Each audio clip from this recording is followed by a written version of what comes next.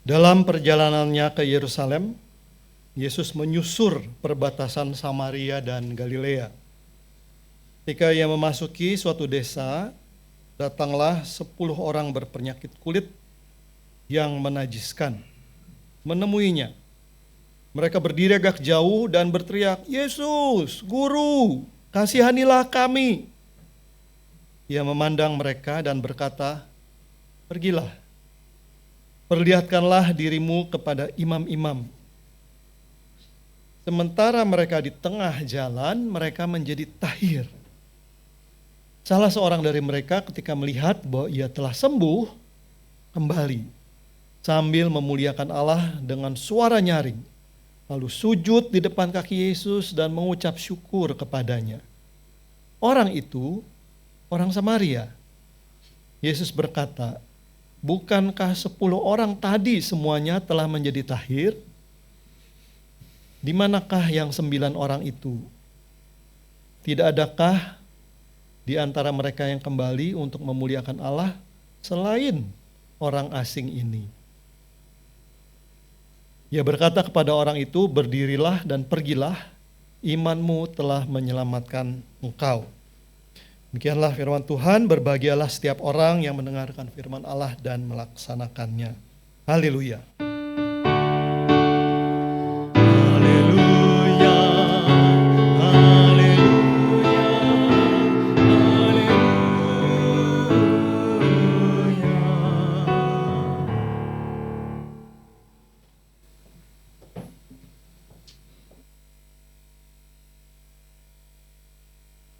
Saudara-saudara yang dikasihi Tuhan, kisah Naaman dan 10 penderita penyakit kulit atau zaman dulu disebut penyakit kusta, sekilas tampak sebagai kisah mujizat penyembuhan. Sama seperti banyak kisah penyembuhan yang muncul dalam cerita-cerita Alkitab. Penyakit kulit atau kusta ini sering disetarakan dengan penyakit lepra yang kita kenal di dunia modern. Memang sekilas ada kemiripan. Di Indonesia, khususnya di Jakarta dan sekitarnya ini, sejak zaman company, zaman VOC, ada satu pulau di gugusan Kepulauan Seribu di sebelah utara Jakarta yang pernah dikhususkan sebagai koloni, sebagai tempat menampung atau tempat tinggal para penderita lepra yang sengaja diasingkan, dikeluarkan dari tembok kota Batavia. Mereka diasingkan di sana, di pulau itu, bukan hanya karena kekhawatiran akan menular kalau hidup di tengah-tengah benteng kota Batavia. Dulu Batavia itu hanya wilayah kota pada tahun 1600-an. Tetapi juga ada alasan keagamaan yang membuat orang-orang yang menderita penyakit kulit ini atau lepra dilihat sebagai orang-orang yang najis, kotor. Dan kepada mereka diberikan stigma, diberikan label atau dihakimi dengan berbagai hal-hal yang buruk atas diri mereka. Sekarang pulau itu sudah jadi salah satu tujuan wisata di Kepulauan Seribu. Jadi sudah lama koloni lepra ini tidak ada lagi. Namanya menjadi bagus, Pulau Bidadari. Nah, kemana mereka dipindahkan sesudah dari pulau itu? Ada tempat tidak persis di Jakarta tapi dekat Jakarta. Jadi ada rumah sakit yang secara khusus atau rumah perawatan begitu yang secara khusus menangani para penderita lepra. Jadi mereka tidak lagi diasingkan di tempat yang jauh di pulau terpencil begitu, tapi mereka tinggal juga di daerah yang dikhususkan beberapa hektar di Tangerang sana. Nah itu karena memang ada perubahan akibat perkembangan ilmu pengetahuan, sehingga perlahan-lahan orang tidak lagi melihat lepra itu sebagai sesuatu yang sedemikian menakutkan karena itu harus keluar jauh-jauh. seorang dokter, Yakob Bernardus Sitanala, lahir 1889, wafat 1958, orang Kristen, anggota Gereja Protestan Maluku, GPM. Namanya diabadikan dalam rumah sakit atau tempat perawatan para kusta ini.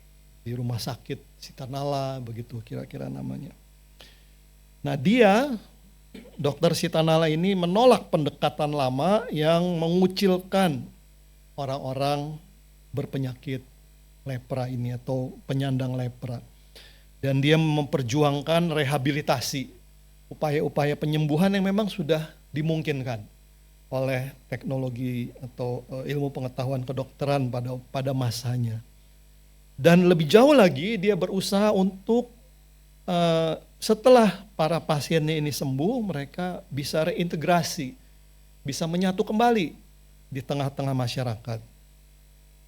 Pada satu ketika 1980-an yang lalu, abad lalu, Princess Diana, Putri Diana dari Inggris bahkan sempat berkunjung, memangku, bersalaman dengan orang-orang yang dirawat di Rumah Sakit Dr. Sitanala di Tangerang. Untuk meyakinkan orang bahwa lepra itu tidak menular. Bertahun-tahun juga mahasiswa kami dari SDT Jakarta kami kirim untuk live in, tinggal beberapa minggu di sana, bekerja bersama dengan para perawat, para dokter di tengah-tengah komunitas penderita lepra ini. Tujuannya agar para calon pendeta terlatih dan memiliki pemahaman yang tepat tentang para saudara penyandang lepra. Karena zaman sudah berubah, meskipun kita tahu beberapa ex penyandang lepra ini ada yang bagian-bagian tubuhnya sudah hilang karena terlambat diobati, tapi setelah mereka sembuh, mereka bisa kembali ke tengah masyarakat. Nah, di Alkitab, dalam Perjanjian Lama dan Perjanjian Baru, dengan sangat menyesal harus kita katakan, kusta atau penyakit yang sejenis lepra ini di dalam Alkitab, dalam cerita Perjanjian Lama dan Perjanjian Baru dipahami dengan cara yang lama. Bahkan agama, bukan cuma masyarakat, menganggap inilah hukuman Tuhan. Sehingga orang-orang yang menyandang kusta pada masa itu, Perjanjian Lama dan Perjanjian Baru, mereka disingkirkan dari tengah masyarakat, diusir dari dalam tembok-tembok atau benteng-benteng kota ini dan disuruh tinggal di tempat-tempat yang terasing, padang gurun, di hutan dan sebagainya. Para penyandang ini, para penyandang kusta ini hampir pasti mereka semua setelah beberapa tahun akan meninggal dalam pengucilan. Dan selama mereka hidup pun di daerah-daerah pengasingan mereka tidak ada orang yang peduli sejak mereka sudah keluar. Sudah dianggap mati sajalah. Sudah dianggap bukan keluarga lagi. Sudah dianggap orang lain. Saudara-saudara, para kusta yang menjumpai Yesus walaupun dari tempat jauh, mereka cukup beruntung karena pada waktu itu Yesus sedang melintas dari satu kota ke kota lain, sehingga ya orang-orang kusta yang ada di tempat pengasingan itu bisa melihat Yesus dari jauh dan berteriak-teriak menyerukan nama Yesus, mohon belas kasih dari Yesus. Jadi mereka cukup beruntung, 10 orang yang beruntung. Naaman ini, kalau dia tidak berhasil sembuh dari penyakitnya, kemungkinan besar dia juga akan tinggal dalam pengasingan. Dia orang kaya, dia orang berkuasa, dia jenderal besar, mungkin bintang 5, bukan cuma bintang 4 sekarang ini. Ya, jadi kalaupun dia tinggal di pengasingan, tapi pasti pengasingannya elit, segala sesuatu disediakan. Karena uangnya pasti lebih dari cukup untuk menghidupi dia sampai dia meninggal. Jadi cukup nyaman, tapi tetap dia oleh karena penyakitnya akan diasingkan. akan dikucilkan, akan diturunkan dari jabatannya, tidak lagi menjadi panglima perang. Situasi yang dihadapi oleh para penderita kusta, orang biasa ataupun orang besar seperti Naaman, menurut dunia kuno, dunia Timur Tengah kuno, dalam cerita Perjanjian Lama maupun Perjanjian Baru, adalah kisah yang tragis. Mereka adalah orang-orang yang ditolak oleh dunia, oleh masyarakat, oleh keluarganya dan sebagainya, dan juga ditolak oleh surga. Karena agama menyatakan inilah orang-orang yang dihukum, yang dikutuk. Dalam cerita Alkitab beberapa kali ada disaksikan di dalam Alkitab orang-orang yang dihukum Tuhan kena kusta. Nah, jadi masyarakat maupun komunitas agama, orang-orang saleh akan menolak mereka, menghindari mereka. Dan mungkin hanya sedikit saja sahabat atau keluarga yang masih diam-diam mengunjungi mereka, membawa makanan, menghibur mereka, tapi ngomongnya jarak jauh begitu, menyertai mereka sampai akhir hidup mereka. Tapi jarang ada keluarga atau kerabat atau sahabat yang masih memperhatikan mereka. Para penyandang kusta ini, dalam cerita Alkitab tadi, sama seperti semua orang yang sedang menghadapi situasi ekstrim, situasi yang maha dahsyat dalam hidupnya. Oleh karena itu, mereka siap, mereka sangat peka untuk menerima harapan sekecil apapun yang dapat membawa mereka keluar dari jurang keputusasaan mereka. Mereka masih ingin sembuh walaupun tidak tahu bagaimana caranya. Mereka masih ingin kembali kepada keluarga, tapi mereka juga tidak tahu apakah itu mungkin. Jadi kalau ada kesempatan, kalau masih ada harapan, mereka tidak akan menyia-nyiakan. Naaman tidak segan untuk mengunjungi negara musuh. Aram dan Israel itu berperang terus, berpuluh-puluh tahun. Memang nanti kerajaan Aram ini musnah oleh Asyur, dan Asyur akan memusnahkan Israel sesudah memusnahkan Aram. Jadi ini negara yang masih berperang satu sama lain, Aram dan Israel. Nah, karena itu Raja Israel kaget begitu mendengar ada jenderal dari negara musuh yang akan datang ke ibu kota kerajaan di Samaria. Karena Elisa, sang nabi, tinggal di sana. Apa-apaan ini? Provokasi. Mau cari gara-gara, ntar kalau kenapa-napa perang lagi. Ya, jadi curiga, takut, karena ini adalah musuh. Nah, sang jenderal sendiri, Naaman ini, kita lihat reaksi pertama setelah dia menerima perintah sang nabi, ayo pergi ke Sungai Yordan, mandi-mandi di sana. Nah, dia merasa sangat terhina. Saya nggak disambut, cuma diutus orang hamba untuk ngomong, kasih perintah ini itu. Ini sangat terhina. Orang hebat, apa mau dibunuh aja ini nabi. Tapi ya akhirnya ya nothing tulus lah. Siapa tahu ada kemungkinan memang sembuh. Ya, jadi reaksi pertama marah, tapi karena diam-diam dia juga sangat berharap dia sembuh, diikuti. Nah, reaksi setelah ia sembuh sungguh sangat mengejutkan. Dia, Naaman ini, menjadi manusia baru. Arti nama Naaman sendiri adalah baik, indah, manis. Jadi sesuatu yang menggambarkan hal-hal yang baik. Kebetulan bahasa Aram dan bahasa Ibrani dekat. Tuhan Yesus pada masa hidupnya berbicara dalam bahasa Aram. Jadi mereka serumpun sebetulnya, cuma memang beda garis keturunan. Nah, Naaman setelah ia sembuh, dia menjadi manusia baru. Ia bukan saja sembuh secara fisik, jejak-jejak penyakitnya hilang di badannya, dan dia juga bukan sembuh hanya secara mental. Dia merasa lebih bersemangat, merasa lebih sehat, merasa lebih kuat. Tapi selain dia sembuh secara fisik dan mental, tadinya sudah down sekali, dia sungguh berubah. Tidak ada lagi dalam suaranya, dalam kata-katanya keangkuhan sebagai seorang jenderal besar. Tiba-tiba saja ia juga mengakui kebesaran Tuhan Allah Israel. Sesuatu yang tidak terbayangkan.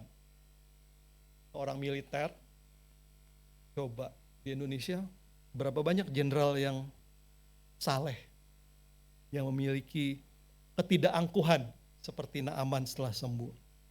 Jenderal-jenderal di Indonesia, apalagi juga mantan jenderal, kan sangat menyebalkan di Indonesia ini.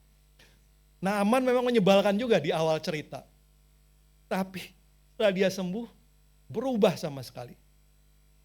Sangat bedalah dengan jenderal-jenderal yang kita kenal di Indonesia. Nah, jadi ada perubahan yang sangat mendasar, perubahan rohani, perubahan spiritual dalam diri seorang Naaman. Fisik sembuh, mental sembuh, spiritual juga dia menjadi manusia baru. Saya sekarang percaya bahwa ada Allah yang luar biasa di Israel ini. 10 orang kusta yang disembuhkan Yesus juga berubah secara fisik dan mental. Karena itu, mungkin tadi jalannya agak lemes-lemes begitu ya, namanya juga bertahun-tahun makannya gak cukup dan sebagainya. Tapi begitu dibilang pergi ke imam untuk menunjukkan kamu sudah sembuh, jalannya cepat. Meskipun juga mungkin masih goyang-goyang, tapi begitu betul-betul mereka merasa badan mereka sudah tidak sesakit dan tidak separah seperti beberapa jam sebelumnya, mereka sembuh secara fisik dan mental. Mereka sudah mulai punya rencana. Kalau saya sudah ketemu imam, saya sudah diperiksa oleh mereka, dan saya dinyatakan sembuh atau tahir, bersih, kenajisan sudah tidak mengikat hidup kami lagi. Wah, kami sudah punya rencana. Yang pertama mungkin akan mengunjungi keluarga, memberi kejutan kepada mereka. Sudah ada macam-macam rencana. Hanya satu orang yang memang sudah sembuh secara fisik, secara mental. Satu orang ini juga sembuh seperti Naaman secara spiritual. Karena tiba-tiba satu orang ini sebelum melangkah lebih jauh untuk minta konfirmasi, penegasan dari imam bahwa dia sudah sembuh. Sebelum melangkah terlalu jauh meninggalkan Yesus, dia langsung teringat untuk buru-buru kembali kepada orang yang menyembuhkannya. Untuk menyatakan hormat, dia tersungkur dan menyatakan syukur yang diucapkan dengan kata-kata dan seluruh sikapnya. Mengingat, memuji mujizat kesembuhan yang ia alami. Dia sadar betul, selain pengakuan sosial dan keagamaan, kembali ke tengah masyarakat mendapat penegasan dari imam dia sudah sembuh. Bahwa hal yang pertama dan yang terutama adalah siapa yang harus menerima ucapan syukurnya. Seperti Naaman. Ciri dari seorang yang sembuh secara spiritual adalah bersyukur. Bersyukur bukan hanya sekedar, saya sudah sembuh, sudah kuat. Saya punya program, saya ingin melakukan ini, itu, dan segala macam. Penting, karena memang kita harus melanjutkan hidup kita. Tapi, kalau kita belum sembuh secara spiritual seperti Naaman dan seperti orang yang satu ini, gak terpikir itu, mengucap syukur. Naaman dan satu orang kusta yang kembali kepada Yesus adalah sama-sama orang non-Yahudi. Orang asing, mereka bukan umat Allah. Mereka sama-sama mengalami kuasa Allah yang mengubah hidup mereka. Allah yang luar biasa. Allah yang tidak pilih-pilih. Saya cuma mau nyembuhin orang Kristen. Saya hanya mau menyembuhin orang Yahudi. Allah kita tidak seperti itu. Oleh karena itu, mujizat yang sesungguhnya adalah bukan kesembuhannya, tetapi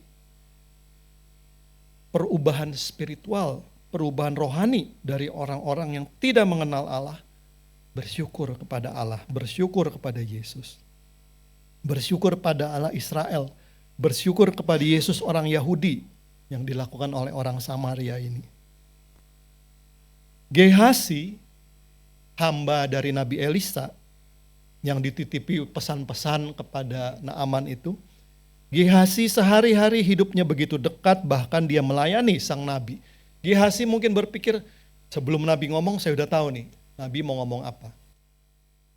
Sebelum nabi nunjuk, saya sudah tahu nabi mau nunjuk supaya saya bergerak kemana. Jadi Gehasi sangat paham tentang sang nabi dan juga mungkin tentang Tuhan. Sekian banyak penyandang kusta Yahudi sembuh, ya kemungkinan 9 orang itu adalah orang Yahudi. 9 orang Yahudi yang sembuh itu lebih sibuk dengan urusan hidup sehari-hari. Pengakuan masyarakat, status sosial mereka yang sekarang pulih. Sekarang mereka sudah bisa mencari nafkah lagi. Nama baik mereka juga dan nama baik keluarga mereka juga pulih dan sebagainya. Mereka langsung sibuk seperti itu ketika perubahan, ketika nasib baik, ketika keberuntungan mereka alami. Langsung sibuk. Gehasi juga begitu. Langsung sibuk. Wah, tuanku Nabi Elisa tidak mau menerima hadiah, padahal Naaman sudah jauh-jauh membawa hadiah. Sudahlah, saya terima atas nama Nabi. Jadi orang tertuju kepada objek-objek duniawi seperti itu. Kenapa seperti itu? Orang-orang yang mengenal Tuhan, orang-orang yang mengenal Nabi, orang-orang yang taat hidup beragama. Kenapa seperti itu? Mungkin karena mereka merasa sudah lumrah dan biasa-biasa saja. Kalau sebagai orang Kristen, sebagai orang Yahudi, sebagai hamba sang Nabi, maka ya kami sudah tahulah Tuhan dan agama itu apa saja sih. Maka wajar kalau mereka mengatakan, wajar kalau kami menerima dan kami boleh mengklaim hak kami sebagai orang-orang percaya. Wajar kepada kami diberikan berkat, wajar kepada kami diberikan kesembuhan. Yang gak wajar kalau sudah berdoa gak sembuh-sembuh. Lama banget sih Tuhan. Wajar kami menerima berkat, kami ngasih persembahan kok, kami rajin beribadah. Wajar kami diberi kesembuhan. Wajar nama baik kami dipelihara. Orang kita juga hidup baik-baik terus sebagai orang Kristen, gak pernah kriminal. Wajar kepada kami mendapat kehormatan. Wajar kepada kami diberi rezeki dan seterusnya. Tidak ada yang salah dari cara berpikir seperti ini. Sebagai orang baik-baik, sebagai orang beragama. Wajar. Kita menganggap diri kita layak, entitled untuk menerima segala yang baik dari Tuhan. Bahkan disembuhkan, bahkan ditolong pada saat-saat paling sulit dalam hidup kita. Nah, kalau itu semua wajar, ada bahaya kita kelupaan. Kita lupa untuk bersyukur. Karena kita pikir ya wajarlah. Wajar. Begitu juga yang terjadi di tengah keluarga. Kalau suami baik kepada kita, kalau istri baik kepada kita, kalau orang tua baik dan sayang kepada anak-anak, kalau anak-anak hormat dan baik kepada orang tua, wajar. Itu bukan alasan untuk bersyukur. Itu yang biasa kita lakukan, wajar. Sewajar Tuhan baik kepada kita, wajar. Akibatnya lupa bersyukur. Lupa bersyukur untuk sesama anggota keluarga yang menyayangi kita, memperhatikan kita. Lupa bersyukur kepada Tuhan. Karena kita sudah terbiasa dengan segala kebaikan dan kemurahan dan kasih yang ada dalam hidup kita. Seperti anak-anak kecil, kalau anak terlalu kecil memang wajarlah gak bisa bersyukur. Belum terlatih.